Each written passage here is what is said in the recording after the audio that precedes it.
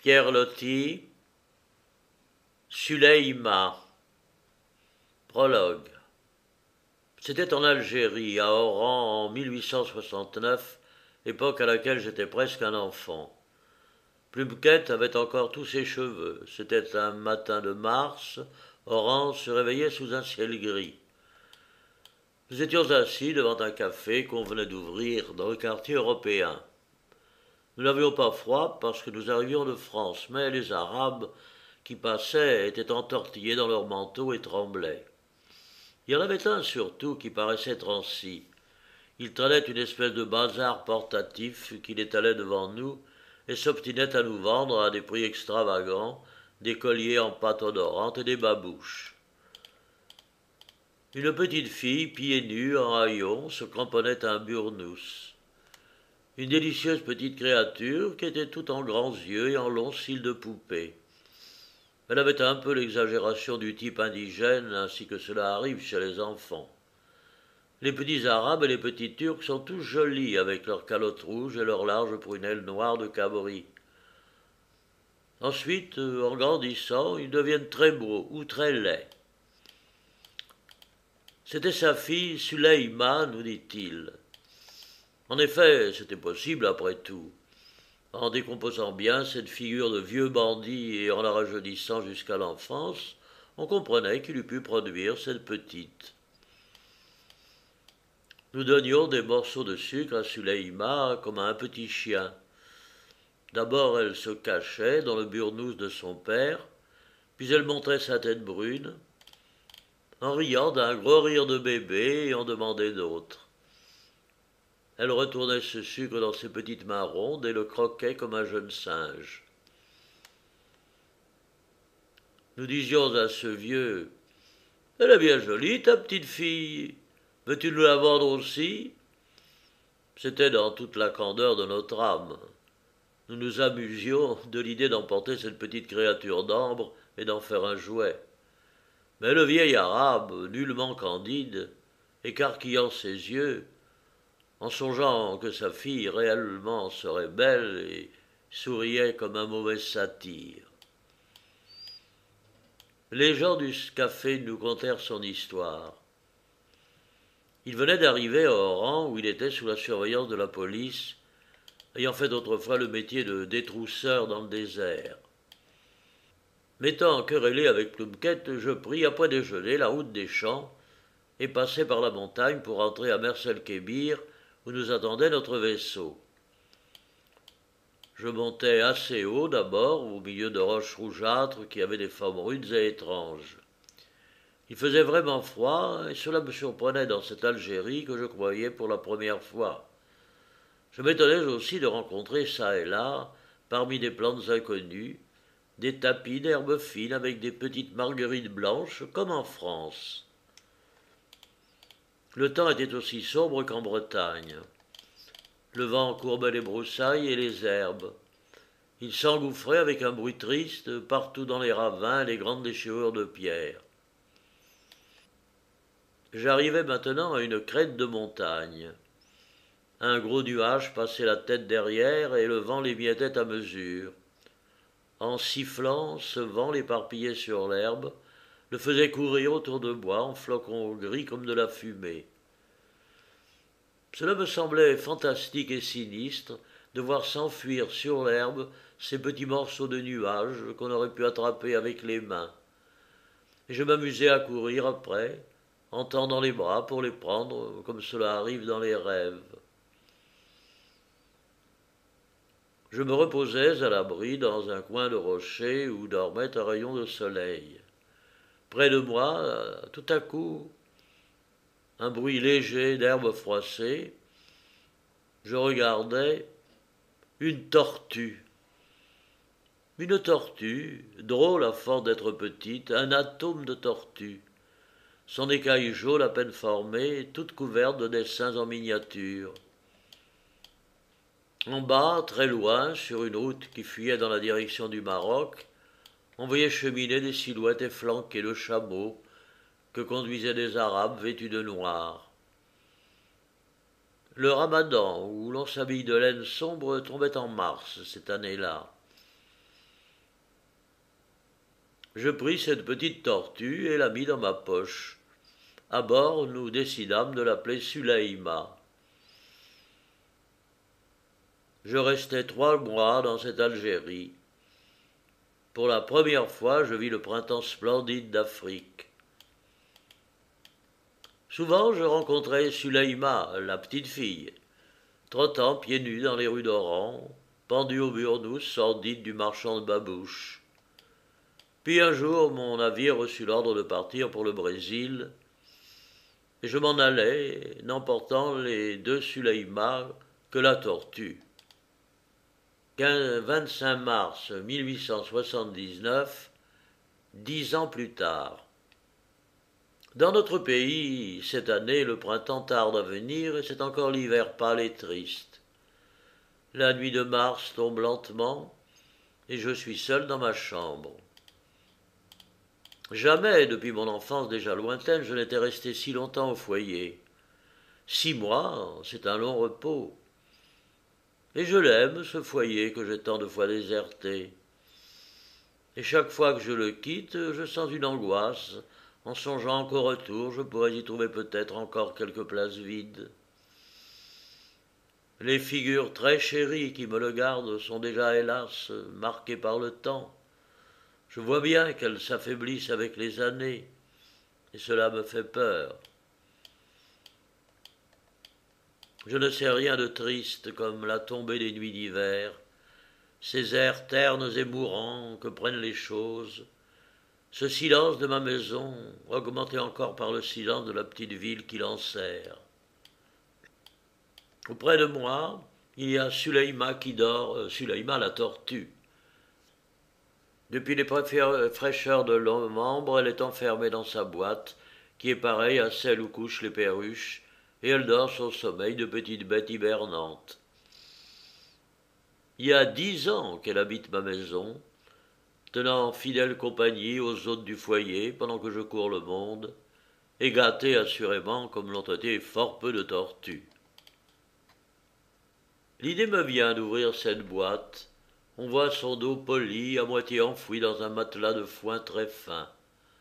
Elle est devenue fort grosse depuis le jour où je l'ai prise dans la montagne d'Oran, par un temps d'hiver comme celui d'aujourd'hui. Et en regardant Sulaïma, je retrouve des souvenirs arabes. La figure enfantine de Sulaïma, la petite fille, repasse dans mon esprit pour la première fois depuis tant d'années. Sulaïma mangeant ses morceaux de sucre avec un petit air de singe espiègle et charmant. Ma pensée se promène vaguement dans cette Algérie où je ne suis plus revenu. Je revois de loin cette époque plus jeune où les pays nouveaux me jetaient en plein visage leur intraduisible étrangeté, avec une puissance de couleur et de lumière qui me semble aujourd'hui perdue. Comme ici, mon imagination s'obscurcit et s'éteint. Mes souvenirs des pays du soleil s'éloignent, sans brume, prennent les teintes vagues des choses passées. Ils se mêlent dans ma mémoire et dans mes rêves. Et tout se confond un peu, les minarets de Stamboul, les sables du Soudan, les plages blanches d'Océanie, et les villes d'Amérique, et les écueils sombres de la mer brumeuse. C'est là l'impression la plus décevante de toutes. Sentir qu'on s'ennuie au foyer de famille. Mais qu'y faire? Il y a toujours ce vent d'inconnu et d'aventure qui nous talonne tous, et sans lequel notre métier ne serait pas possible. Quand une fois on a respiré ce vent-là, on étouffe après, en air calme. Toutes les choses douces et aimées, après lesquelles on a soupiré quand on était au loin, deviennent peu à peu monotones, incolores, et sourdement, on rêve de repartir. Et puis ce crépuscule de mars n'est pas trop triste aussi. On dirait un suaire qui tombe, et ma chambre prend un air funèbre. Si j'allais à côté dans ma chambre turque pour essayer de changer, j'ouvre une double porte et soulève une portière d'un vieux rose cerise à feuillage d'or. C'est le coin le plus retiré de la maison, cette chambre turque, et les fenêtres qui donnent sur une cour et les jardins sont toujours fermées. Je regarde au dehors. Il y fait déjà nuit et le velours rouge d'une mur a l'air noir. Par place, on voit briller la lame courbe d'un yatagan, la crosse damasquinée d'un fusil ou le dessin bizarre d'une vieille broderie. Une odeur de latakié dansant traîne dans l'air qui est lourd et froid. Il y fait un silence particulier, on dirait qu'on entend la nuit venir. Et voilà que cette chambre me jette ce soir un souvenir déchirant de ce Stamboul où j'ai apporté toutes ces choses. Pourtant ce n'est pas l'Orient tout cela. J'ai eu beau faire, le charme n'y est pas venu. Il y manque la lumière et un je ne sais quoi du dehors qui ne s'apporte pas. Ce n'est pas l'Orient et ce n'est pas davantage le foyer. Ce n'est plus rien. Je regrette à présent d'avoir détruit ce qui existait avant, qui était bien plus simple, mais qui était plein de souvenirs de mon enfance, car il n'y a plus que cela de bon pour moi. Pouvoir, à certains moments, oublier ma vie d'homme dépensée ailleurs, et me retrouver ici, enfant, tout enfant. C'est l'illusion que je m'amuse à chercher par toutes sortes de moyens, conservant, respectant mille petites choses d'autrefois, avec une sollicitude exagérée. Où est donc ma mère? Il y aura bientôt 2 heures que je ne l'ai vue, et il me prend une grande envie de sa présence. Je laisse retomber la portière de couleur cerise et je m'en vais. Un instant, je cherche ma mère dans la maison, sans la trouver. Elle est unique, cette maison d'ailleurs. On dirait toujours qu'on y joue à cache-cache. Elle est vraiment trop grande à présent pour nous trois qui restons. Je rencontre Mélanie qui traverse la cour, enflant le dos avec un air gelé. « Mélanie, savez-vous où est madame ?»« Mon Dieu, elle était là tout à l'heure, monsieur Pierre. »« Alors je verrai ma mère un peu plus tard, à l'heure du dîner. » Je vais monter au second étage, trouver ma grand-tante Berthe. Dans les escaliers, l'obscurité s'est déjà faite. Étant enfant, j'avais peur le soir dans ces escaliers. Il me semblait que des morts montaient après moi pour m'attraper les jambes, et alors je prenais ma course avec des angoisses folles. Je me souviens bien de ces frayeurs. Elles étaient si fortes qu'elles ont persisté longtemps, même à un âge où je n'avais déjà plus peur de rien. J'essaie de monter 4 à 4 ce soir pour retrouver dans la vitesse un peu de ces impressions d'autrefois. Mais non, hélas, les formes qui s'allongeaient et les bras noirs qui passaient à travers les barreaux des rampes, les mains des fantômes n'y sont plus. Pas même moyen d'avoir cette peur-là. Au second, j'ouvre la porte d'une chambre calfeutrée et j'entre. On dirait qu'il n'y a personne car rien ne bouge. Pourtant, une intelligence est là qui veille. « C'est toi, petit ?» dit une voix de 90 ans qui part d'un grand fauteuil au coin du feu. La tête qui s'enfonce dans les coussins a été jadis bien belle. On la devine encore aux lignes droites et régulières du profil. Les yeux ternes ne voient plus, mais derrière ce miroir obscurci par les années d'intelligence a gardé sa flamme claire.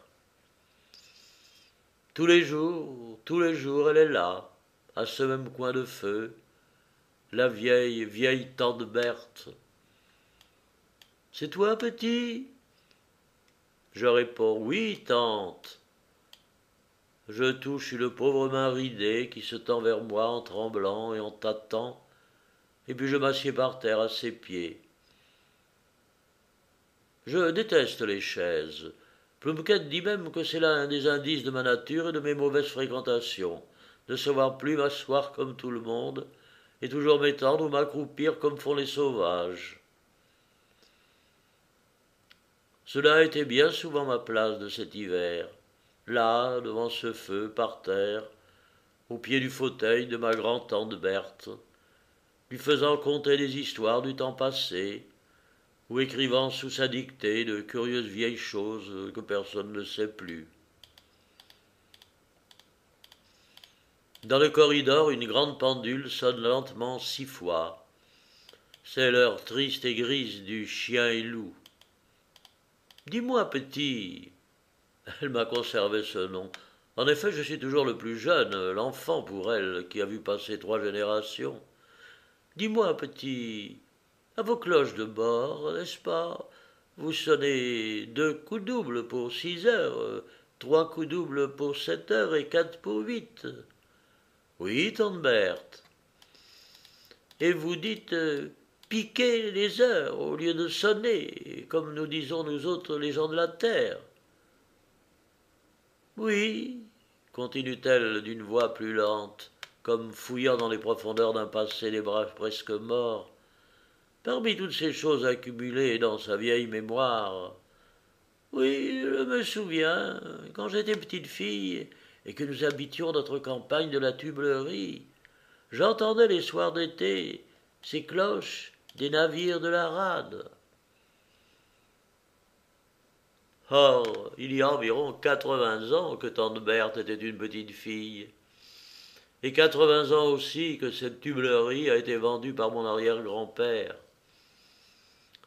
Ces matelots qui sonnaient ces cloches, et qui étaient jeunes alors, sont morts de vieillesse depuis longtemps. Leurs navires sont démolis et tombés en poussière. Et ces soirs d'été où ces cloches s'entendaient sur la mer, c'est singulier, ils m'apparaissent dans ce lointain plus lumineux que les nôtres et plus beau. Ce n'est rien pourtant, 80 ans, quand il s'agit des transformations lentes, des règles sensiblement immuables du cosmos. Dis-moi, la tortue a-t-elle commencé à se remuer, petit? Non, tante, elle n'est pas réveillée. Signe de retard dans les saisons, vois-tu. Je parierais que nous aurons encore de la gelée blanche cette nuit. Oh, je la sens qui me tombe sur les épaules. Remonte un peu mon châle, je te prie, et puis fais flamber le feu. Cela t'occupera. Le fait est que tout s'en mêle. La grosse bûche se consume comme avec souffrance, exhalant une petite flamme intermittente et pâle. Elle se refuse à mieux flamber. Tante Berthe se met à chanter d'une petite voix cassée et flûtée, qui semble venir de très loin dans le passé. Elle chante en marquant la mesure avec son pied un vieux Noël du pays que j'ai noté hier sous sa dictée. Après, elle ne dit plus rien et s'affaisse dans une sorte de somnolence. Il lui faut du bruit à présent pour redevenir gaie et spirituelle. Il lui faut des visites, du mouvement autour d'elle et de la lumière. Et la nuit grise continue de descendre. Je crois que je vais m'assoupir moi aussi dans une sorte de rêve mélancolique. Ce qui me manque au foyer, c'est l'élément jeune, c'est quelque chose qui réponde à ma jeunesse à moi. Cette maison qui jadis était joyeuse est bien vide à présent et bien morne. On dirait qu'il s'y promène des fantômes. Ma vie s'y écoule, tranquille et régulière, en compagnie de vieilles personnes, bien chéries pourtant. Mais il me semble, par instant, que moi aussi je suis devenu vieux, et que c'est fini à jamais du soleil, de la mer et des aventures, et des pays lumineux de l'islam. Et là, auprès de ma vieille tante, je me perds dans des rêves bizarres de vieillesse et de mort, pendant que la nuit froide de mars s'épaissit lentement autour de nous. 4 avril 1879, 8 jours après. Sous mes pieds, des montagnes rouges ondulant au loin en lignes tourmentées. Autour de moi, des lentisques, des lavandes, des tapis de fleurs exotiques aux senteurs d'aromates. Dans l'air, les parfums capiteux d'un printemps plus chaud que celui de l'Europe. un grand paysage aride, désert, vu de très haut. Au premier plan de montagne, des lumières crues, heurtant de grandes ombres dures, toute la gamme des gris ardents et des bruns rouges. Dans les fuyants infinis des lointains, des bleus limpides et des nuances d'iris. Un air vivifiant et chaud, un ciel plein de rayons. Là-bas, sur la route qui fuit et se perd dans la direction du Maroc, une bande d'Arabes passe et disparaît. Et en haut éclaire le grand soleil d'Afrique. C'était bien inattendu, cette Algérie. Cela me charme et me grise après ce long hiver sombre, où je m'étais affaissé sur moi-même comme si la jeunesse et la vie m'eussent abandonné. Je suis seul au milieu de ces montagnes. Je regarde et je respire. C'est donc vrai qu'il y a encore au monde de l'espace et du soleil. Hélas, comme il me paraît terne et pâle vu d'ici, ce temps que je viens de passer au foyer de famille. C'est navrant d'éprouver cette impression, mais je sens que je m'éveille d'une sorte de sommeil que hantaient là-bas des visions douces et mélancoliques.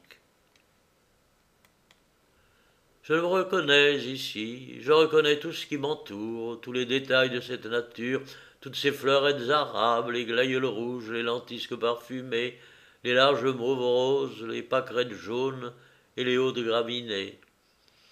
Toutes les plantes, toutes les senteurs de ce pays, tous les lignes rudes des montagnes, les grandes roches rouges du Marabout et là-bas le cap de Mersel-Kébir qui s'aplatit et s'écrase dans la mer bleue comme le dos bossu d'un méhari.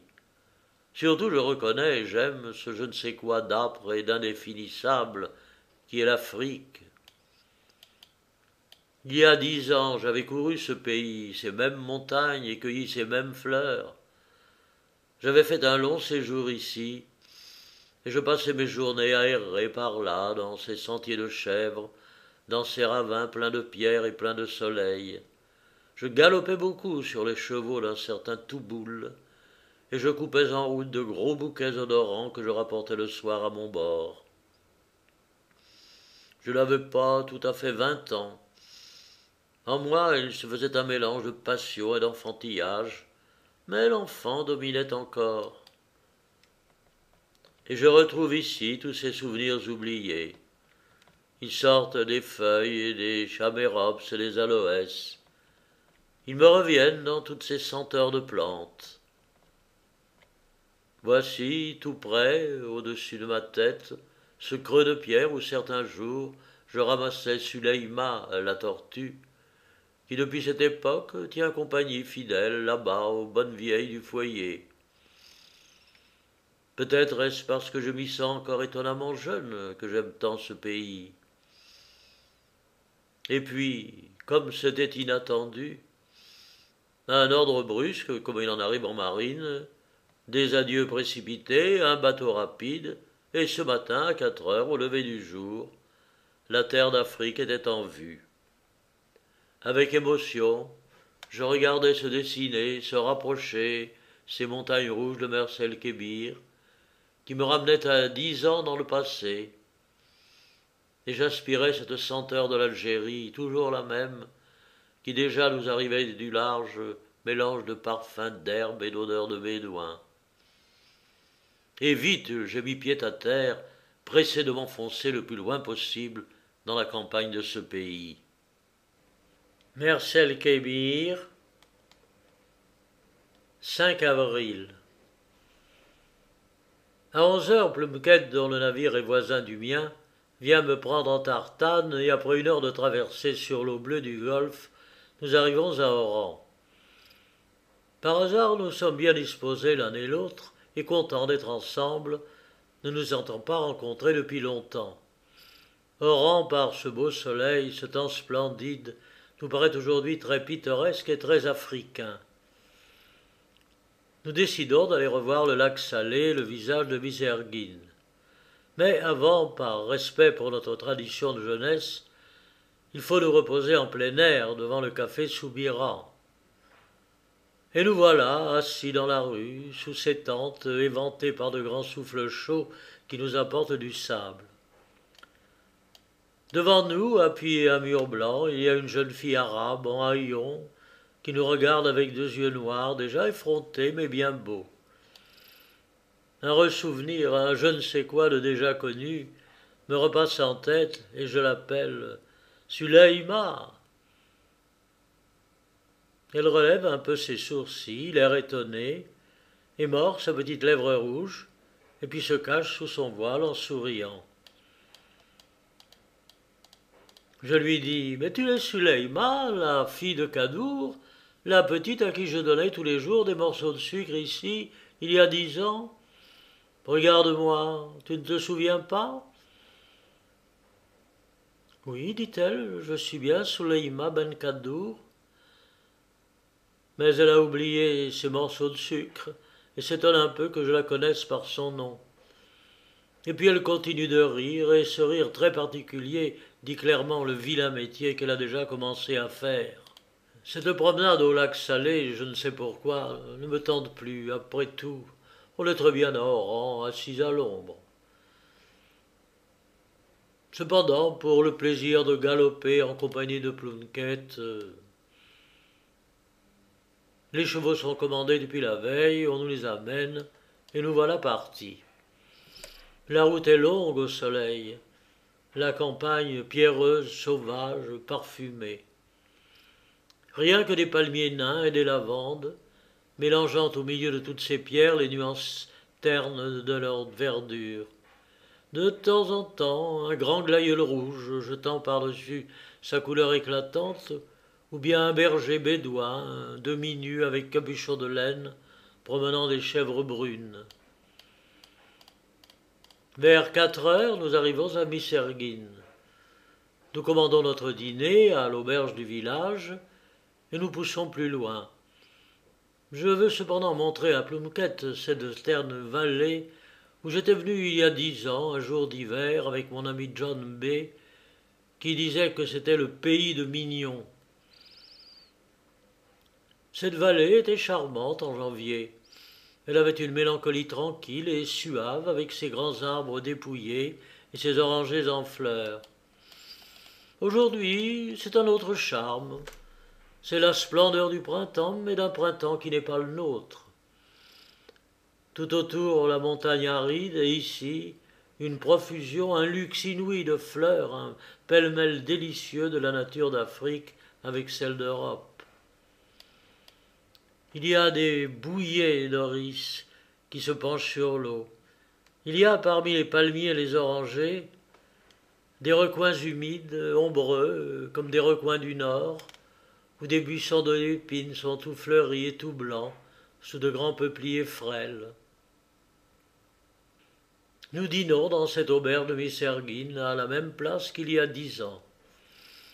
Et cela me rend très pensif de me retrouver à cette table, dans ce village ignoré, d'être encore jeune après tant de courses par le monde, tant d'années passées, tant de choses évanouies.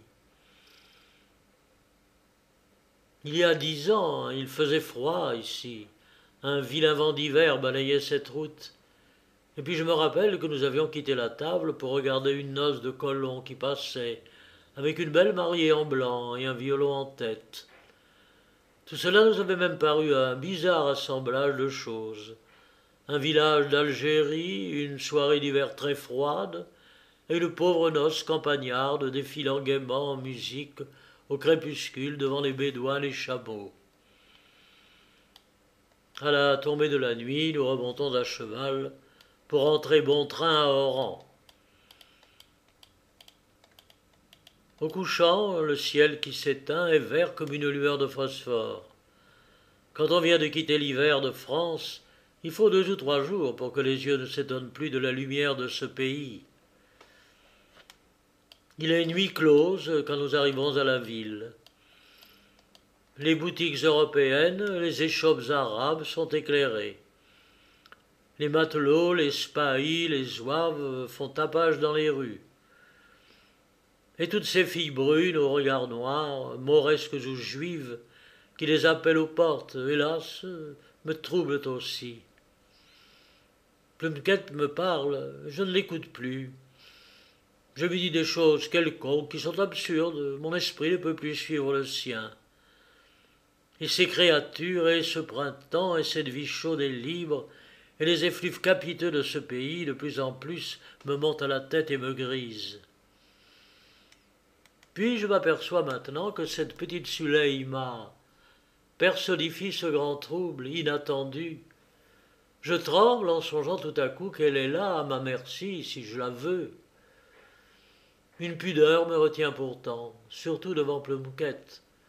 Il y voit toujours trop clair, lui, dans tout ce que je voudrais cacher. Et puis ces sortes d'amour-là qu'il faut subir me confondent et me font douter de tout. Je suis encore un peu grisé ce soir par mon retour en Algérie, par le grand soleil, par toutes les senteurs de ce printemps arabe. Je sais que c'est l'affaire des premiers moments, ce sera passé demain.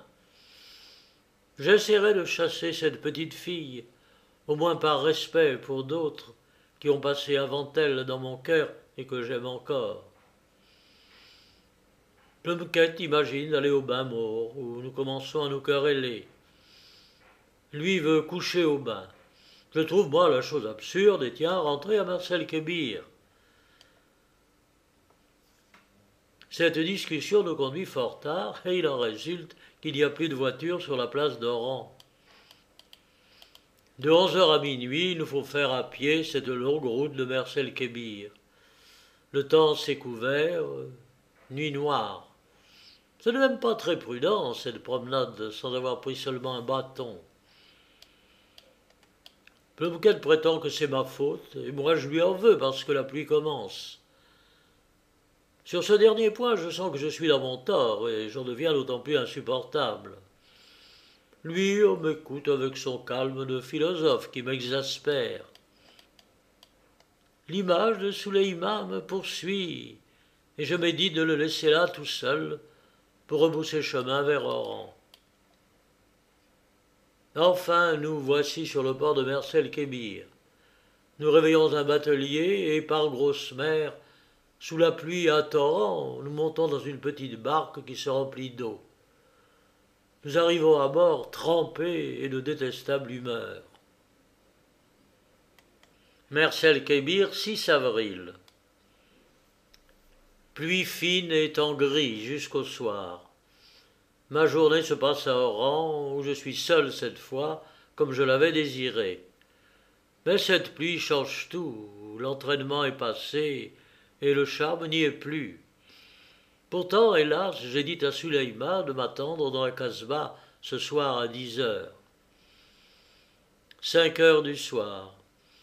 Les autres officiers de mon bord se préparent à retourner à Marcel Kébir et me demandent si je pars aussi avec eux. Résolument, je réponds que oui. Je monte en voiture et nous rentrons ensemble. Après dîner, en remontant sur le pont, je regarde là-bas, dans la direction d'Oran, et ma résolution ne tient plus. Ces sortes de résolutions, la nuit tiède qui tombe les emporte toujours. La pluie est passée. Le ciel est assombri encore par des nuages opaques d'un gris livide qui se tiennent par longues bandes et semblent très haut, très loin de notre monde. Le vent vient de terre, et la montagne mouillée nous envoie ses senteurs plus fortes. Il est déjà tard. Je trouve encore, sur le quai de Marcel Kébir, une petite voiture ouverte, attelée de 2 bêtes maigres qui s'emballent au départ. Le vent de cette course me fouette délicieusement le visage, une demi-heure durant, jusqu'aux portes de la ville. Je monte à pied au quartier maure, et Suleïma est là, qui m'attend, au point convenu, dans un carrefour noir. La rue que Suleïma habite est une très vieille petite rue, haut perchée, sur le bord d'un ravin qui semble, la nuit, n'avoir plus de fond. À Oran, on ne trouve pas, comme à Alger, de ces belles habitations mauresques d'autrefois, qui gardent dans leur décrépitude le charme de leur splendeur morte. Cette maison de Suleïma est sordide et misérable. D'abord, nous traversons une cour des miracles, puis des corridors où elle m'entraîne par la main parce qu'il fait noir, et nous montons par une échelle. Je me laisse conduire en tenant dans l'obscurité cette main frêle de jeune fille. Déjà, elle m'impressionne, cette pauvre petite main de prostituée, parce que j'ai vu au jour qu'elle a dû être née sur les ongles comme une autre main orientale que j'ai bien adorée. Un grenier avec une natte, un matelas blanc et une couverture arabe, c'est la chambre de Sulaïma. Elle allume une petite lampe de cuivre par terre, puis fait signe que nous sommes chez nous. Et me voici, à demi étendu sur cette couche, contemplant Sulaïma qui est debout devant moi, éclairée en dessous par la flamme de sa lampe. Elle est svelte comme une forme grecque dans ses longs vêtements blancs. Elle a relevé ses bras nus au-dessus de la tête, et son ombre, qui monte au plafond noir, ressemble à une ombre d'amphore. Elle me regarde en souriant, et son sourire est doux et bon. Son regard n'a plus du tout l'effronterie de la rue. C'est une chose qu'on lui a apprise, cette effronterie-là, et cela ne lui est pas naturel. Avec ses yeux trop grands et sa régularité exquise de ses traits, elle a l'air ce soir d'une madone brune.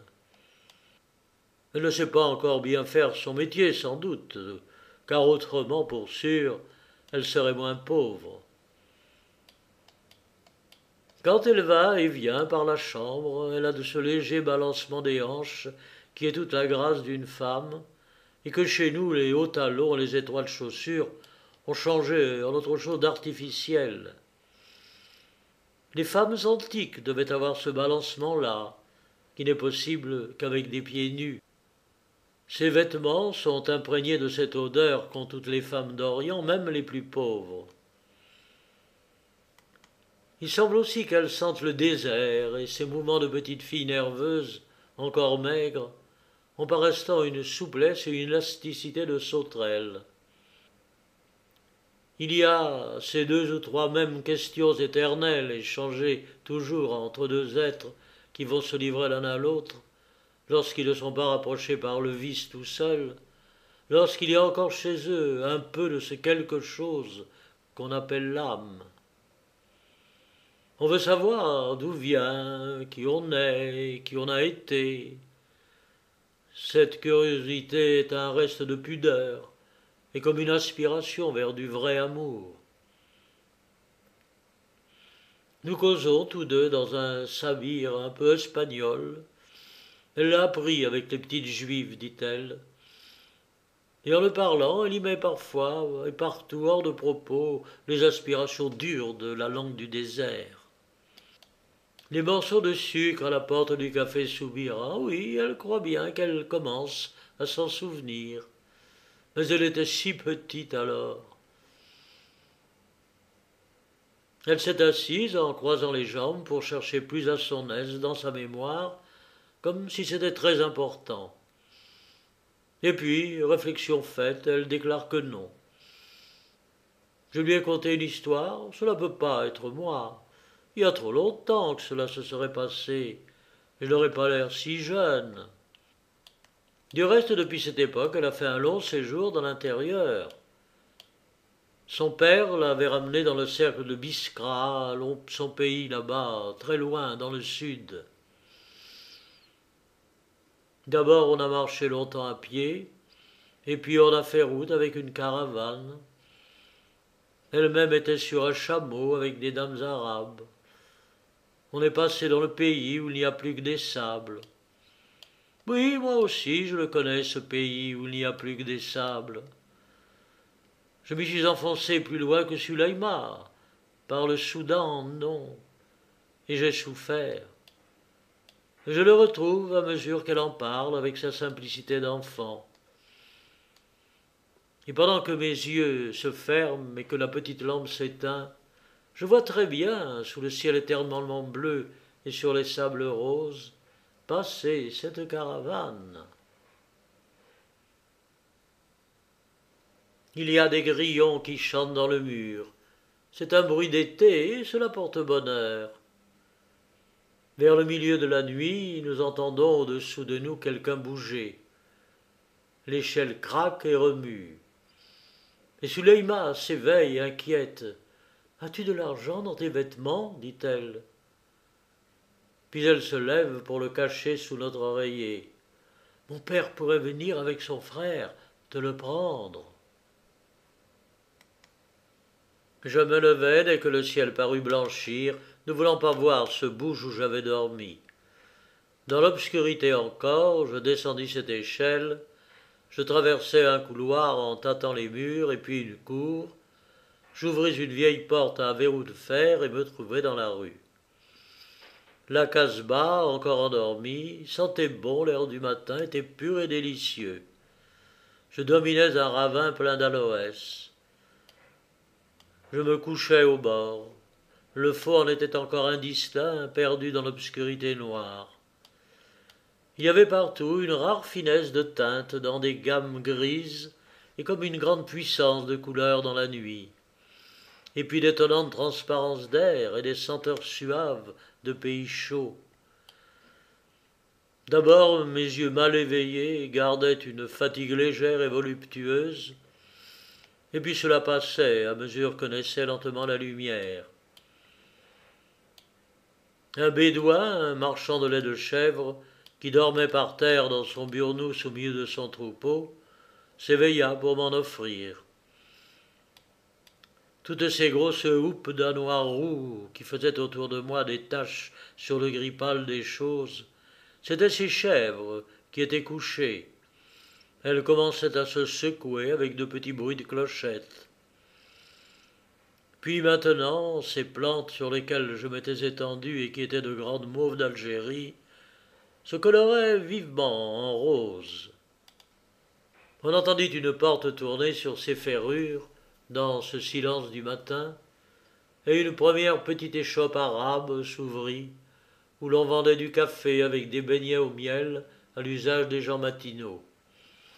Deux hommes commencèrent à cuisiner cela dehors, au-dessus d'une petite flamme que déjà le jour faisait pâlir et qui tremblait avec un air de feu follet. Maintenant, elle arrivait vite, la lumière, la grande lumière couleur d'or rose, et elle balayait le souvenir de cette nuit et de ce bouge noir. Et je respirais délicieusement la fraîcheur saine de ce matin. Je me baignais et me retrempais dans cette pureté-là. C'était une impression de bien-être physique, d'une intensité extraordinaire. C'était comme une ivresse d'exister. Étrange rajeunissement que le grand matin apporte toujours au sens dans les pays du soleil, et qui n'est peut-être rien, après tout, rien qu'une sensation fausse et un mirage de vie. À la porte d'Oran, j'achetais de gros bouquets de roses à des femmes qui se rendaient au marché, et je pris au pas rapide la route de Mersel-Kébir. À mi-chemin, un grand nuage qui montait très vite dans le ciel clair creva sur ma tête. Ce fut la pluie à torrents, et je me réfugiai avec mes roses dans une ferme espagnole. Mais le temps passait. À 8h30, il fallait être à bord et avoir changé de costume pour l'inspection. Tant pis, je repris ma route sous l'ondée, et arrivé au Téméraire, trempé, ruisselant, comme sortant d'un bain. Du reste, on est habitué depuis quelques jours à me voir faire sur ce vaisseau des entrées pareilles. 17 avril. Suleïma me confiait hier ses projets d'avenir. Pauvre petite fille irresponsable qui me fait pitié. Voici, elle est très ambitieuse. Elle a déjà amassé un peu d'argent et elle le cache dans un recoin que son père ne connaît pas. Bientôt, elle se fera faire un collier à plusieurs rangs de louis d'or disposés dans le goût musulman. Et puis, en emportant sa richesse à son cou, elle s'en retournera dans le sud, dans le cercle de Biskra, où elle est née, pour y trouver un mari qui n'en saura rien et devenir une grande dame de l'endroit. Que dira cela? Et d'ailleurs, quelle sorte de sermon serais-je bien en droit de lui faire? puisque moi aussi j'y aurais contribué à ce collier d'or.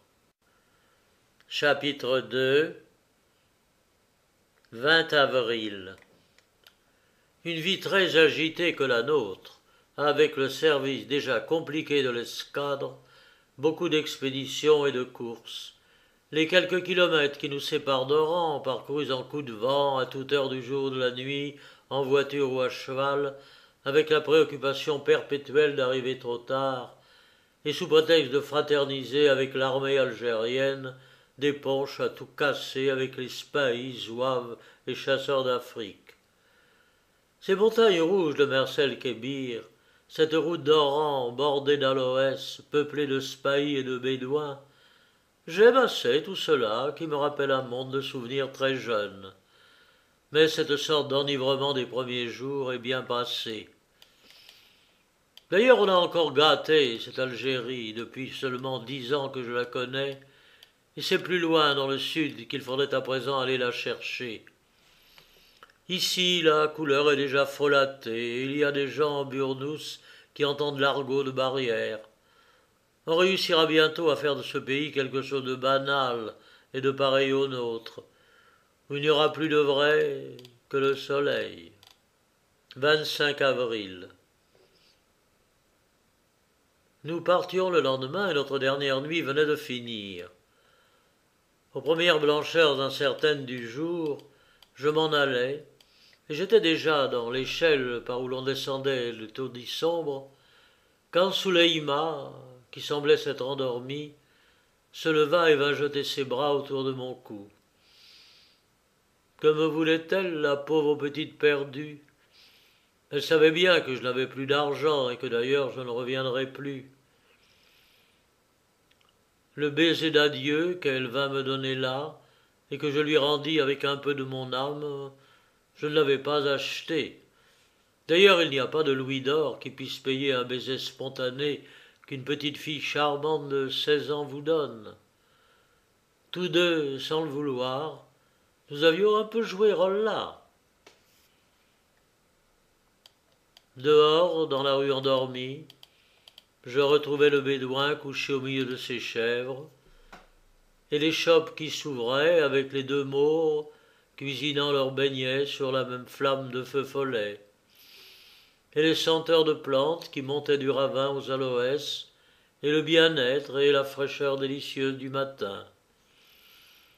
Mais je m'en allais d'un pas moins léger que le premier jour, et cette fois je regrettais le bouge noir. Et tout le temps que je cheminais sur cette route de Mersel-Kébir, au beau soleil levant, le long des aloès vert pâle et des grands rochers rouges, je songeais, avec un peu de tristesse, à ce pauvre baiser de petit abandonné. Dans l'après-midi, nous donnions un bal à bord et le soir un dîner d'adieu à des officiers de l'armée algérienne. Après ce dîner, 2 lieutenants de spahis, très gentils du reste, qui se sont pris pour Plunkett et moi d'une grande affection parce qu'ils sont un peu gris, veulent absolument que nous les reconduisions jusqu'à Oran. Ils ont justement 2 chevaux en plus, disent-ils, qui attendent là, à Mersel-Kébir, dans le fort. J'avais pourtant bien décidé de ne plus remettre les pieds à terre avant le départ. Mais d'ailleurs, je suis de service ce soir. Je prends le quart à minuit. Mais cette idée de retourner à Oran une dernière fois me trouble un peu la tête. Pourvu que je sois de retour à minuit pour ce quart, qui s'en apercevra. Alors, nous les reconduirons, puisqu'ils y tiennent. Dans le fort de Mersel-Kébir, il y a une vingtaine de chevaux sellés que gardent les spahis arabes. Il s'en trouve en effet 2 de trop, et cela tombe à point. C'est joli dans cette vieille forteresse hispano-mauresque, tous ces chevaux éclairés par la lune et tous ces burnous. Il y a des clartés d'argent sur les groupes arabes et de longues traînées d'ombre qui descendent des murailles. Par cette nuit pure et délicieuse, à travers cette transparence de l'air d'Afrique, tout cela est très lumineux dans le vague et semble agrandi. tous ces lambeaux, manteaux blancs et rouges agités au milieu de chevaux impatients qui piaffent, c'est encore de la vraie Algérie, cela. Nous en voyons plus qu'il y en a, assurément, on dirait une armée du prophète, et autour de nous ces hauts pans de murs crénelés, bien ordinaires en plein jour, se dressent ce soir sous la lune comme des choses enchantées. Les chevaux se sont grisés d'avoine, les cavaliers d'autre chose. Tout cela s'ébranle, se met en route avec force cabriole, part au galop sur la route bordée d'aloès et traverse le village comme une fantasia. Une demi-heure après, cet ouragan s'abat aux portes d'Oran. Tout le monde a tenu bon et rien n'est cassé. À toute force, il me faut être rentré à minuit comme feu Cendrillon. Quelques minutes tout au plus à passer à Oran, et vite je fais monter Plumpken dans le quartier maure, sous prétexte de lui montrer la Casbah, la nuit. Dans le haut d'une vieille petite rue sombre au bord d'un ravin sans fond, je m'arrête, je regarde et je cherche. J'écoute à une porte, je frappe, et puis j'appelle. « Mais que faites-vous, mon pauvre Loti ?» dit Plumpket, qui trouve que le lieu a mauvaise mine. Mais non, Suleïma n'est pas là ce soir. Elle ne m'attendait plus. Vite, il faut redescendre au quartier français, prendre une voiture pour Mersel-Kébir et donner bon pourboire au cocher. À minuit juste, je suis de retour pour prendre le car jusqu'à 4 heures du matin, et à 5 heures au jour levé, nous appareillons pour Alger. En mer, 26 avril. Enfermé dans ma chambre de bord, j'essaye de dormir.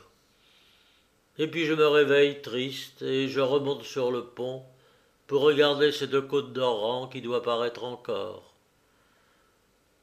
Je les connais, ces tristesses des réveils, légères ou profondes, qui ont été partout les compagnes les plus fidèles de ma vie. Mais aujourd'hui je n'attendais pas celle-ci, et je cherche Plumpket à qui j'éprouve le besoin d'en faire part. « Cela passera, dit-il avec un grand calme et l'air de penser à autre chose. Mais je sais bien que cela passera. Ne faites donc pas le garçon stupide, Plumpket, vous qui comprenez. À la fin, vous êtes irritant, je vous assure. Cela passera, c'est incontestable, et même cela ne serait jamais venu sans son pauvre petit baiser d'adieu. Je puis vous dire aussi très positivement, vu le peu de racines que cela a eu le temps de prendre, que dans 3 jours, il n'y aura plus rien. Mais c'est de cette certitude qui est triste, et aussi ce cynisme tranquille avec lequel tous les deux nous en parlons. Plumpket et moi, nous faisons les 100 pas, tournant comme 2 automates au même point et sur le même pied, ce qui n'était l'habitude de marins. Nous ne nous disons plus rien, ce qui est devenu une habitude à nous, après nous être trop parlé. En effet, nous nous connaissons si bien, et nos pensées se ressemblent tellement, que ce n'est même plus la peine de perdre du temps à nous contredire pour essayer de nous donner le change. En vérité, il y a des instants où c'est une gêne et une fatigue de tant se connaître. On ne sait plus par où se prendre pour se trouver encore quelque chose de neuf. Le navire file doucement dans tout ce bleu de la Méditerranée, et le beau soleil de 10 heures inonde nos tentes blanches. Quoi de commun entre cette petite créature arabe et moi-même? Parce qu'elle était jolie, nous avons été rapprochés par une de ces attractions aussi anciennes que le monde et aussi inexplicables que lui. Et ce regret d'un moment qu'elle me laisse et qui va finir est pour moi un mystère sombre, parce qu'il ressemble terriblement à des regrets déchirants que j'ai éprouvés pour d'autres, et qui sont passés aussi. C'est la même chose tout cela, quoi qu'on en dise, et comment qu'on l'appelle. Cela procède des mêmes causes, aveugles et matérielles, pour aboutir aux mêmes fins. L'amour, le grand amour dont nous cherchons à faire quelque chose de divin et de sublime. Il est tellement pareil, hélas, à celui qu'on achète en passant, que leur grande parenté me fait peur. Elle était bien jolie, avouez-le, Pluquette, l'air d'une sauterelle. Pluquette a toujours le mot très juste pour désigner certaines affinités que peuvent avoir les gens avec les bêtes et les choses. Cela m'irrite qu'il soit précisément tombé sur ce mot de sauterelle, qui a du vrai, et que j'avais trouvé, moi aussi. Ses grands yeux, sa maigreur de petite fille, l'élasticité, la détente jeune et brusque de ses membres, sa légèreté de bayadère. À cause de tout cela, je lui avais donné moi aussi ce nom de sauterelle, Djeradha en arabe, dans son acception la plus ensoleillée et la plus jolie. Pauvre petite sauterelle du désert, égarée sur les pavés d'Oran et destinée à la fange finale, qui sait ce qu'elle aurait pu devenir, élevée ailleurs que dans la rue, à la merci des zouaves. Et alors son baiser, son adieu me revenaient encore en tête, me jetant dans une rêverie triste. Mystère que tout cela, enchantement des sens et du soleil. Car après tout, si elle n'avait pas été jolie, et sans ce printemps arabe, est-ce que jamais je me serais soucié d'elle? Tout n'est bien que charme du regard et charme de la forme, chose que le temps vient faner d'abord et après pourrir. En haut, sur nos têtes, nous brûlant à travers les tentes blanches, il y avait ce soleil radieux, éternel, que j'ai vu partout et toujours sourire de son même sourire de sphinx, sur les regrets vagues qui ne durent pas, comme sur les grands déchirements et les grands désespoirs qui, hélas, passent aussi. Il m'a toujours attiré irrésistiblement, ce soleil. Je l'ai cherché toute ma vie, partout, dans tous les pays de la terre. Encore plus que l'amour, il change les aspects de toutes choses, et j'oublie tout pour lui quand il paraît. Et dans certaines contrées de l'Orient, dans le grand ciel éternellement bleu, jamais adouci, jamais voilé, sa présence continuelle me cause une mélancolie inexprimable, plus intime et plus profonde que la tristesse des brumes du Nord. Mais c'est en Afrique, dans les sables de la grande mer sans eau, que je me suis senti le plus étrangement près de sa personnalité dévorante. Il est mon Dieu. Je le personnifie et l'adore dans sa forme la plus ancienne et par suite la plus vraie, la plus terrible aussi et la plus implacable, Baal. Et même aujourd'hui, le Baal que je conçois, c'est Baal-Zéboub, le grand pourrisseur. J'ai vu les vieux temples de l'Amérique australe, où on l'adorait sous une espèce moins compréhensible pour nos intelligences de l'ancien monde. Je l'ai cherché aussi là, dans les sanctuaires détruits, entre les murs couverts de bas-reliefs mystérieux, vestiges d'une antiquité qui n'est pas la nôtre et qu'on ne connaît plus. Mais non, celui-là était un Baal étranger et lointain. Je ne le saisissais plus, ce soleil qui a fait éclore les races humaines à peau jaune et à peau rouge, et toute la nature de ces régions par trop éloignées. Et là, en cherchant à embrasser mon Dieu, je me sentais me perdre et m'abîmer dans une sorte de vide et de terreur sans nom. C'est dans notre vieux monde à nous que je puis un peu le sentir et le comprendre, le Baal créateur et pourrisseur, quand il se lève, dans le ciel toujours profond et bleu, au-dessus des villes blanches et mortes de l'islam, ou des grandes ruines de cet Orient qui est notre berceau. Surtout quand il passe sur l'Afrique musulmane et sur l'infini des sables du Sahara. Et plus tard, lorsque je sentirai approcher la pâle vieillesse, c'est dans ce grand désert que j'irai lui porter mes ossements à blanchir. Ce que je dis là n'est plus intelligible pour personne. Même cet ami qui marche près de moi et qui sait lire mes pensées les plus secrètes ne me comprendrait plus. Ce sont des intuitions mystérieuses, venues je ne sais d'où, qui par instants m'échappent à moi-même. J'ose à peine les formuler et les écrire. 20 juin 1880. Un an plus tard, dans mon pays, la splendeur de juin. J'étais revenu depuis 2 jours au foyer. Assis dans la cour, sous des vignes et des chèvrefeuilles, dans un coin d'ombre, je regardais Souleyma, la tortue, trotter au soleil sur les pavés blancs. C'étaient encore les premiers moments de cette grande joie du retour.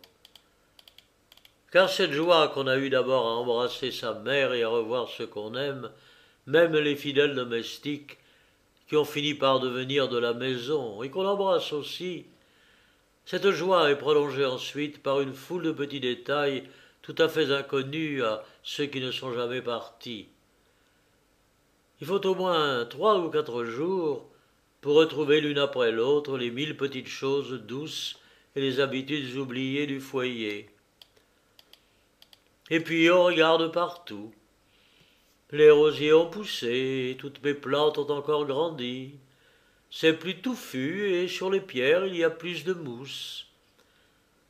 Dans les appartements, on fouille les coins et recoins pour revoir un tas de choses qui sont des souvenirs d'enfance, ou des souvenirs qu'on avait rapportés d'ailleurs, même des fleurs séchées qui habitent dans des tiroirs. Il y a aussi des vêtements de maison en toile qu'on se dépêche de reprendre. Toujours les mêmes, ceux-là, depuis plusieurs années.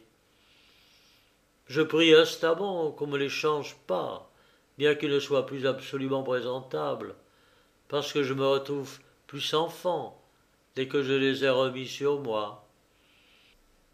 Assis dans la cour, dans mon coin d'ombre, je regardais Souleyma qui passait dans le soleil, en marchant très vite comme une tortue qui a quelque chose de pressé à faire. Et je me rappelais cette question entendue autrefois, un triste soir de mars. « Dis-moi, petit, la tortue est-elle éveillée ?» Elle n'est plus là, la pauvre grand-tante qui l'avait prononcée, cette phrase. En mon absence, elle a quitté la terre. Au retour, j'ai trouvé son grand fauteuil vide, roulé au mur, recouvert d'une housse blanche immaculée, comme ces voiles qu'on jette sur les morts. Elle avait bien pleuré cette dernière fois en me disant adieu, toute courbée entre ses oreillers, pressentant qu'elle ne me reverrait plus. Sa place au foyer était une place à part, et elle y laisse un vide particulier. C'est quelque chose du passé qui s'en est allé. Ce sont les liens avec les jours d'autrefois qui se sont rompus. Elle était une personne d'un autre siècle. Nulle part il n'y avait par le monde une intelligence contemporaine de la sienne, demeurée si fine, si vive et si profonde. Et à présent, cette flamme qui avait tant duré s'est éteinte ou s'est en allée brûler ailleurs, dans des régions mystérieuses. J'ai le cœur bien serré du départ de ma vieille tante. Elle était très réveillée aujourd'hui, la tortue. Elle traînait vivement sa carapace trop lourde avec ses petites pattes ayant forme de pieds lilliputiens d'hippopotame, et s'en allait la tête en l'air en regardant de droite et de gauche. Sur les pavés blancs, sur les petits rochers, elle marchait en zigzag, heurtant les pots de fleurs par maladresse, ou disparaissant le long du mur au midi derrière les beaux cactus à fleurs rouges. Sous ce soleil, aussi chaud assurément que celui de son pays, elle s'imaginait sans doute avoir retrouvé une Algérie en miniature. Comme moi, quand j'étais tout enfant, j'avais ici des petits recoins qui me représentaient le Brésil, et où j'arrivais vraiment à avoir des impressions et des frayeurs de forêts vierges, l'été, quand ils étaient bien ensoleillés, bien touffus. Ma chatte Moumoute s'occupait beaucoup de Sulaïma. Elle la guettait par farce au débouché de ses pots de fleurs, sautait dessus tout à coup, le dos renflé, la queue de côté, avec un air plaisant, et donnait un coup de patte sur le dos de bois de cette camarade inférieure. Ensuite, elle venait à moi, me regardant comme pour me dire « Crois-tu donc qu'elle est drôle, cette bête ? Depuis déjà pas mal d'été que nous nous connaissons, je n'en suis pas encore revenu de l'étonnement qu'elle me cause. »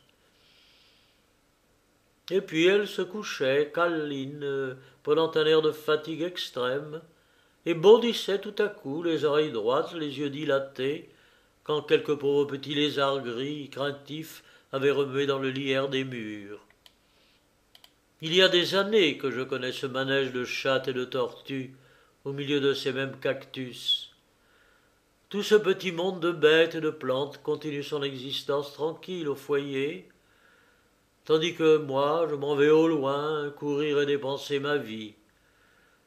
Tandis que les figures vénérées et chéries qui ont entouré mon enfance disparaissent peu à peu et font la maison plus grande et plus vide. Et tous ces bruits d'été dans cette cour, comme ils sont toujours les mêmes.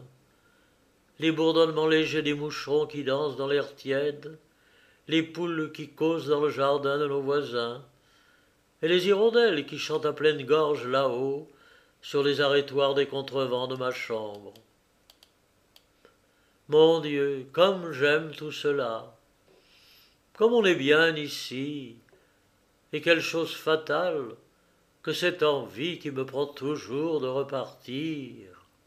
Hier, pour ma première nuit passée au foyer, j'ai fait un rêve noir. Dans la journée, j'étais entré dans ma chambre turque pour saluer en arrivant tous ces souvenirs d'un passé mort qui dorment là dans les tentures venues de Stamboul. C'est tout fermé comme d'habitude et un peu de jour filtrait à peine sur ces choses rares et dépaysées. J'y trouvais un aspect d'abandon, comme dans les appartements longtemps inhabités, et une odeur de Turquie restait encore dans l'air. C'était bien de l'Orient, mais sans la lumière et sans la vie. À quoi bon, décidément, avoir apporté tout cela? Et qu'est-ce qu'ils sont devenus faire au foyer, ces pauvres chers souvenirs d'une époque de mon existence qui ne peut plus être recommencée? Je n'ouvre jamais ces fenêtres pour laisser perdre ici la notion de lieu et y garder un peu l'illusion de mon vrai logis turc, celui d'autrefois, qui donnait là-bas sur la Corne d'Or. Mais ce jour-là, je les ouvris toutes grandes, et la lumière tomba en plein, une fois par hasard, sur ces choses anciennes, faites pour le soleil, qui se mirent à briller dans des tons extraordinaires de reflets de soie et d'éclats de métal. Et puis, en me penchant au dehors, je contemplais longuement cette vue mélancolique qu'on a de ces fenêtres, et que depuis pas mal de temps j'avais oubliée. Des jardins avec des roses, des murs avec du lierre, et au loin la plaine unie sur laquelle la rivière trace une raie brillante. Jadis, ma grand-tante Berthe se tenait dans cet appartement. Bon, c'était bien avant que je m'en fusse emparé pour en faire un lieu oriental. Et comme ces fenêtres donnent au couchant, elle me faisait appeler le soir, du temps de ma petite enfance, pour me montrer les couchers du soleil quand ils étaient très beaux. Moi alors, je montais 4 à 4 de peur de les manquer, car ils passaient très vite. Dans ce temps-là, pour sûr, ces couchers de soleil qu'on voyait par les fenêtres de ma tante Berthe avaient une splendeur que n'ont plus ceux d'aujourd'hui. Dans mon rêve d'hier, j'étais entré aussi dans cette chambre turque, et j'y avais trouvé un vieillard assis sur un divan, un vieillard affaissé, à demi-mort, un vieillard qui était moi. Autour de nous, les choses agrandies avaient pris une magnificence sombre. Les objets s'étaient faits sinistres, et tous ces dessins de l'art musulman d'autrefois semblaient symboliser des mystères. Alors, comme dans la journée, j'écartai les épais rideaux de soie et j'ouvris la fenêtre. Il entra une lueur de rêve. On vit les jardins et la plaine là-bas. Tout cela étrange sous un coucher de soleil jaune et ayant quelque chose de la désolation du grand désert. Et la lumière tomba aussi sur la figure de ce vieillard qui était bien moi et que je regardais debout devant lui avec pitié et dégoût et terreur. Je devinais toute son existence. Il avait continué de s'éparpiller, de se gaspiller par le monde, et à présent il allait mourir seul, n'ayant pas même su se faire une famille. Dans ses yeux, qui étaient les miens, éteints par les années, il n'avait rien gardé de tout ce soleil qu'il avait dû voir pendant sa vie. Il avait une expression terne, désolée et maudite. Une voix prononça le mot « Islam ». « L'islam » répéta le vieillard. Et on eût dit que tout un monde de choses mortes s'éveillait et s'agitait dans la cendre de sa tête. Des souvenirs de Stamboul, la mer bleue, les arbres brillants au soleil. Je n'étais plus debout devant lui. Ses pensées étaient les miennes. J'étais lui-même, nous ne faisions plus qu'un. Et je me débattais comme étouffé dans une espèce de nuit qui s'épaississait toujours, et je suppliais des êtres à peine ébauchés qui se penchaient sur moi de m'emporter loin de ce pays où j'allais mourir, de m'emporter une dernière fois là-bas, en Orient, dans la lumière et dans le soleil. 21 juin 1880. Un des recoins de la terre où je me suis toujours trouvé bien, c'est ici, sur un certain banc vert où, jadis, dans le bon temps heureux, je venais faire mes devoirs à l'ombre et apprendre mes leçons, les jambes en l'air, toujours dans des poses nullement classiques, élève peu studieux, rêvant de voyages et d'aventures. À présent que j'ai tout vu, au lieu de rêves, ce sont des souvenirs. Cela se ressemble et cela se mêle. Et quand je me retrouve sur ce banc, je ne sais plus trop distinguer les uns des autres. Parmi ces souvenirs que le hasard ramène, il y en a de tristes et d'adorés qui passent à leur tour et qui tout à coup me font me redresser et tordre mes mains d'angoisse. Ils s'en vont comme les autres, mon Dieu, et le temps peu à peu rend ses retours moins déchirants. C'est bon vrai chez moi, ce banc vert, malgré tous mes enthousiasmes éprouvés pour d'autres climats et d'autres lieux. Rien ne change alentour. Il y a toujours à côté les mêmes iris jaunes qui sortent en grandes gerbes d'un bassin d'eau fraîche entre des pierres moussues, et les herbes humides sur lesquelles se posent les libellules égarées venues de la campagne. Plus loin, au beau soleil, la rangée des cactus aux grandes fleurs exotiques, et puis toujours les mêmes roses blanches sur les murs, les mêmes plantes retombant de partout, plus longues peut-être, plus incultes, envahissant davantage, comme sur les tombeaux, à mesure que la maison est plus dépeuplée et plus silencieuse. Ce mois de juin est bien beau, le ciel est bien pur et bien bleu. Et pourtant, ce n'est pas encore cette splendeur de l'Orient ni cette lumière de l'Afrique. C'est plus voilé, plus doux, c'est autre chose. Et la nostalgie me prend quelquefois de ce grand soleil et de ce Baal inclappable qui rayonne là-bas. Aujourd'hui, en songeant à cette Afrique, j'ai retrouvé par hasard l'image de Suleyma. pauvre petite sauterelle du désert. Vite, je l'ai chassée de ma mémoire avec une sorte de pudeur, n'admettant pas que son souvenir à elle vint me troubler jusqu'ici. Et à ce moment même, dans ses vêtements noirs de veuve, je voyais passer ma mère très chérie qui m'envoyait son bon sourire. Elle traversait la cour à l'ombre du grand bégonia à fleurs rouges, et de loin elle me semblait un peu courbée, avec une démarche plus vieillie. Les séparations peut-être, les chagrins. Alors je sentis un serrement de cœur inexprimable, en songeant qu'en effet elle était déjà très âgée, et je comptais, à la vue humaine, combien d'années elle me resterait encore, elle qui résume à présent toutes mes affections terrestres.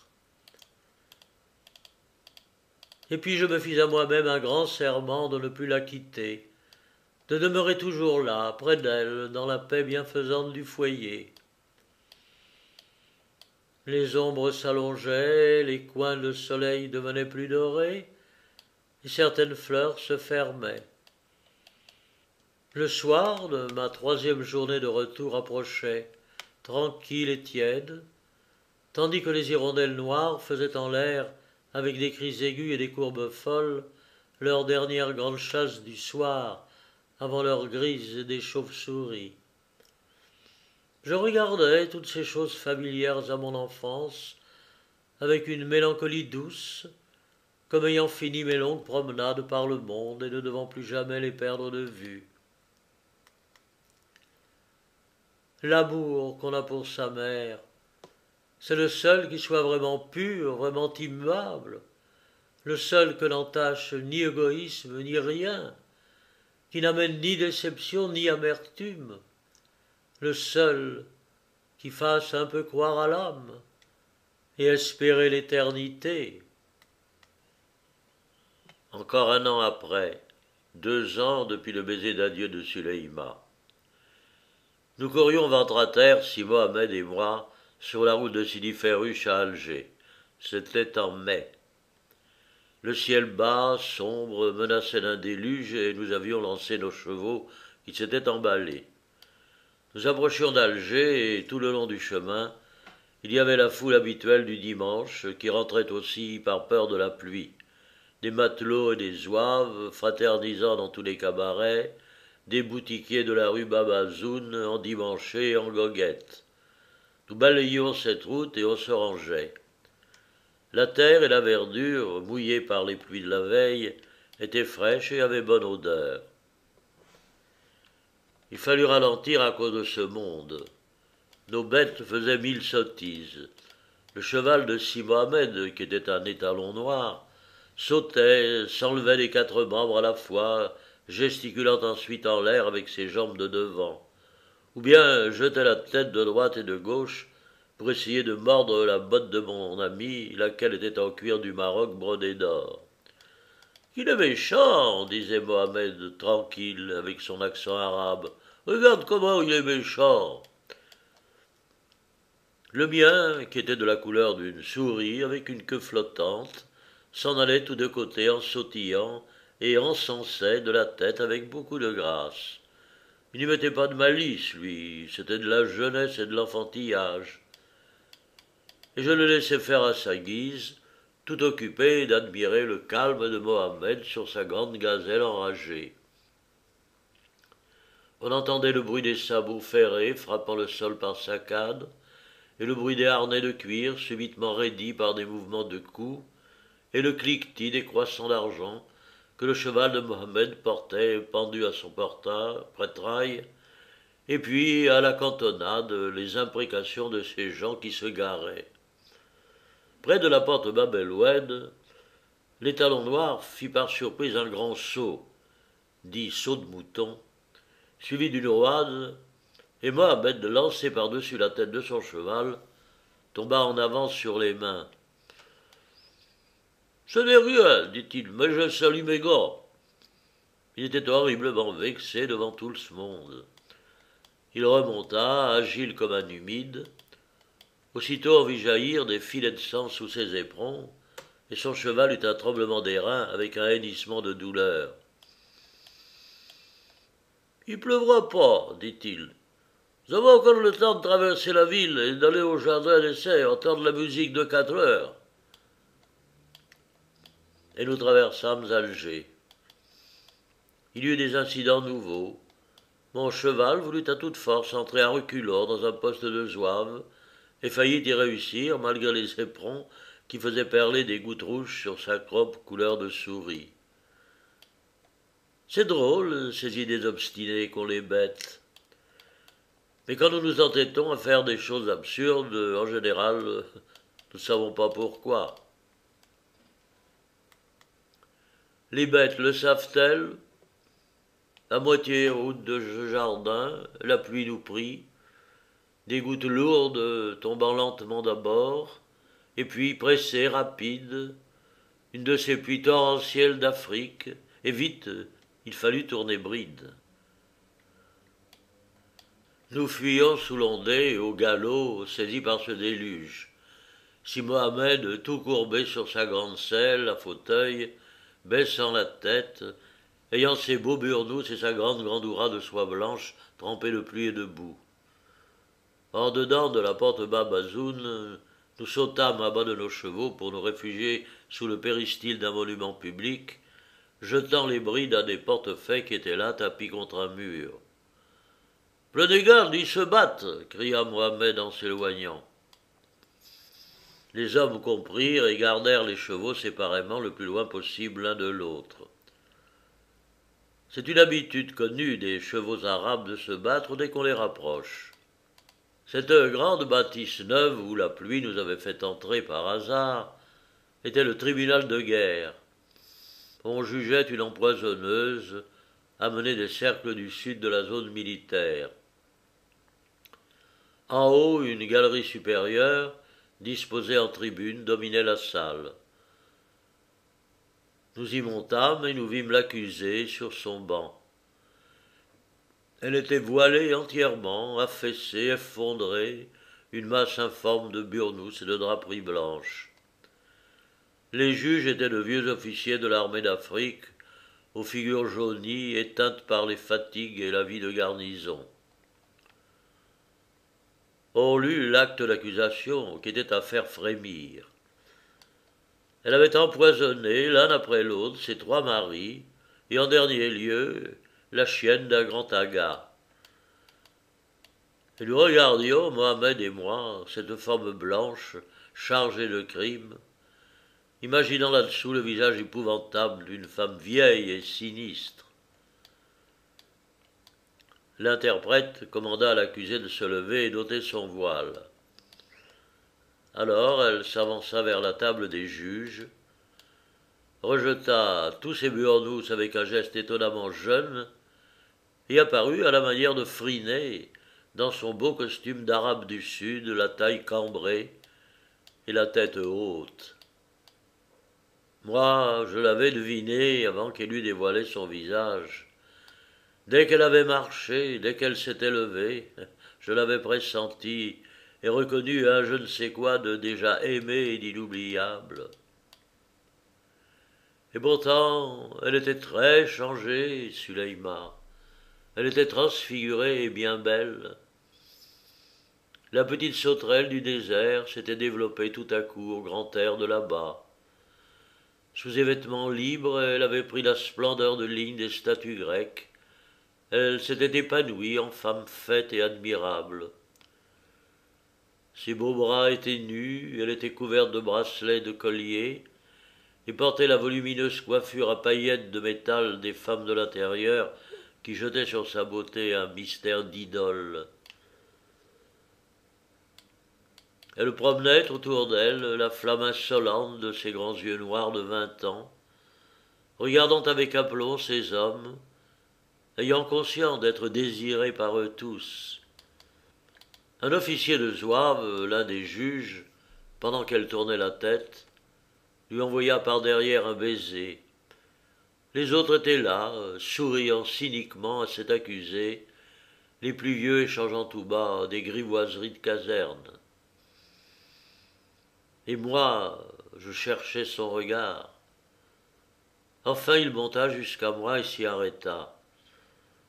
Sans doute un souvenir d'abord vague lui traversait l'esprit, et puis elle se rappelait mieux, elle me reconnaissait. Mais que lui importait après tout que ce fût moi ou un autre?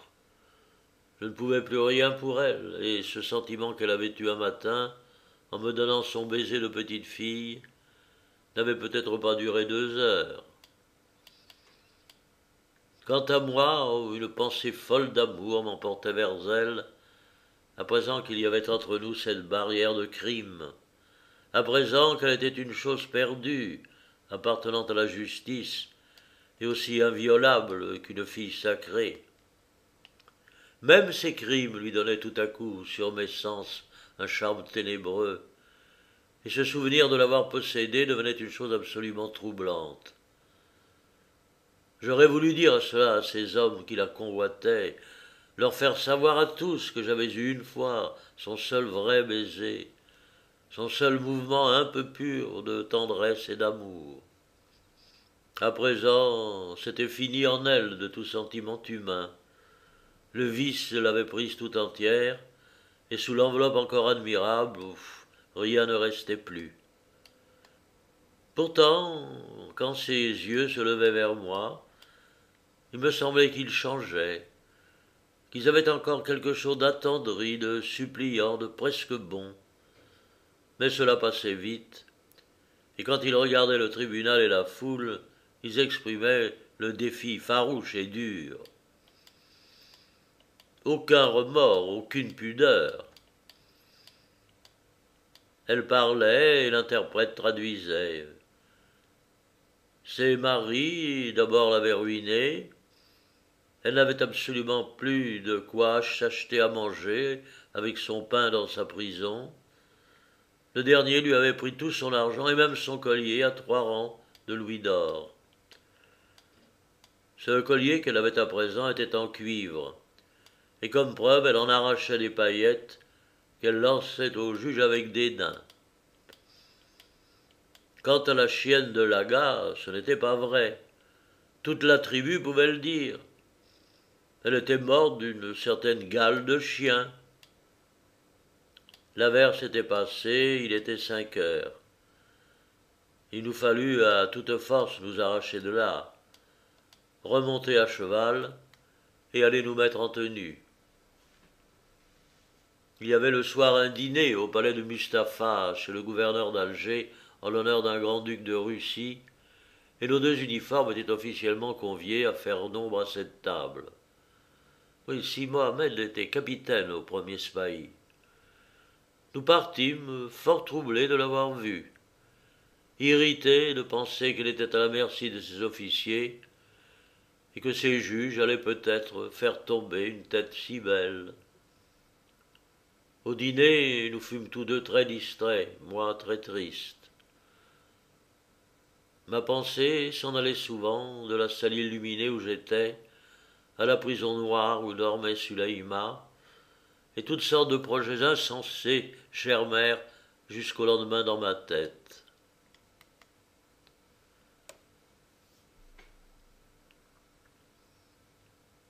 Le lendemain, dès le matin, je m'acheminai vers ce quartier d'Alger où est la prison. C'était encore le calme délicieux des premières heures du jour. Très bas, dans le ciel, le Baal resplendissait comme un grand feu d'argent. La notion plus exacte des situations et des choses m'était revenue avec le jour, comme il arrive d'ordinaire. J'espérais seulement qu'en allant là de très bonne heure, avant le lever des gens de justice, j'obtiendrais peut-être, par un procédé vieux comme le monde, la permission de la voir. Je sonnai à cette porte de prison et, en affectant un ton très dégagé et très bref, je m'adressai au gardien. C'était impossible, naturellement, je l'avais prévu. Il aurait fallu des démarches longues que personne n'aurait comprises, et pour lesquelles d'ailleurs le temps manquait. Nous partions à midi pour Tunis. J'avais envie d'offrir de l'argent à cet homme. J'étais venu pour cela, et c'était le moment de risquer ce coup décisif. Mais maintenant, j'hésitais. Il avait par hasard l'air honnête. Je n'osais plus. D'ailleurs, elle n'avait pas été condamnée à mort. On avait déclaré les preuves insuffisantes, me dit-il. 5 années de prison, c'était tout ce qu'on avait osé lui donner. Les juges aussi, évidemment, l'avaient trouvée belle. Et l'histoire finit de la manière la plus banale du monde.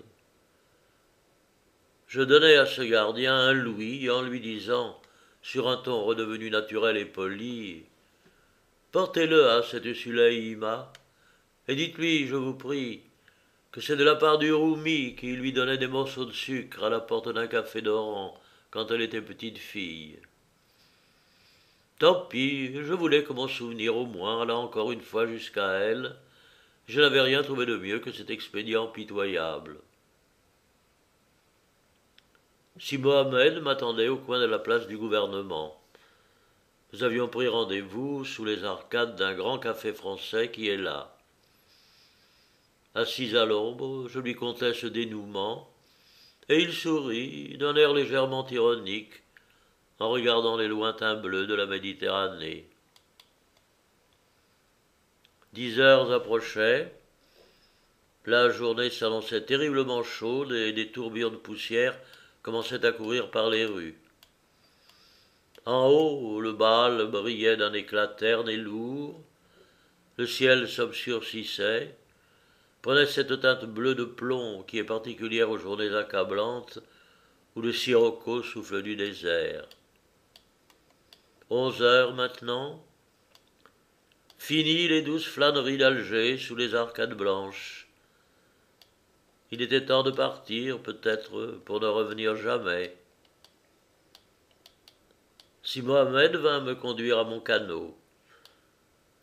Nous descendîmes ensemble par les grands escaliers de la marine, sur le quai qui était désert et inondé de soleil.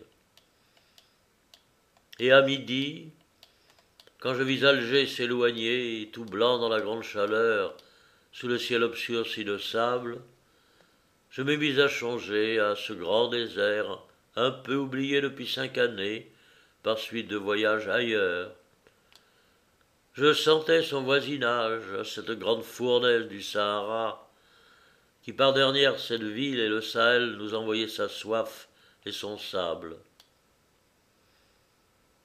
Et voilà maintenant qu'au lieu d'un regret pour Suleïma et pour l'Algérie, c'était un regret poignant pour ce désert qui me prenait tout à coup.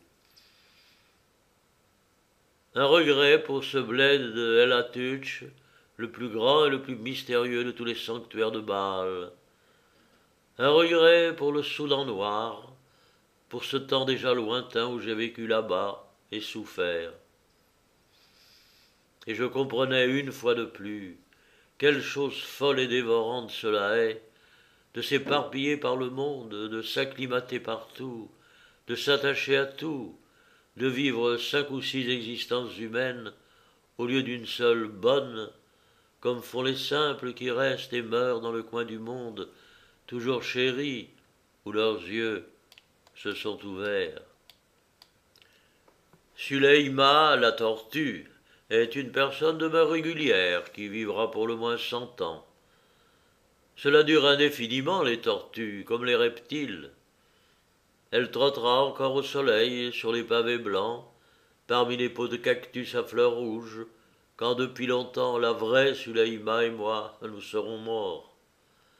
Elle dans quelques bouches de prostituées, après avoir vendu et revendu sa fortune admirable, et moi, qui sais tout.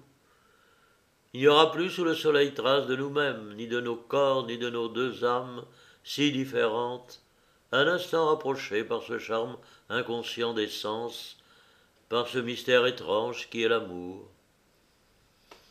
Et quand mes arrière-petits-neveux regarderont Suleïma la tortue, trotter parmi les fleurs de ces étés d'alors, on leur contera que cette bête a été prise en Algérie par un grand-oncle, un aïeul inconnu.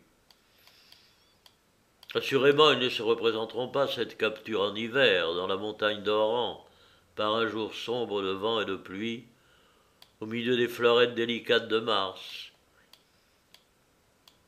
Et le grand-oncle aussi leur apparaîtra sous les teintes étranges de légendes. Ils la trouveront à peu près écrite ici, ses enfants à venir, l'histoire très simple de ce grand-oncle et de cette tortue.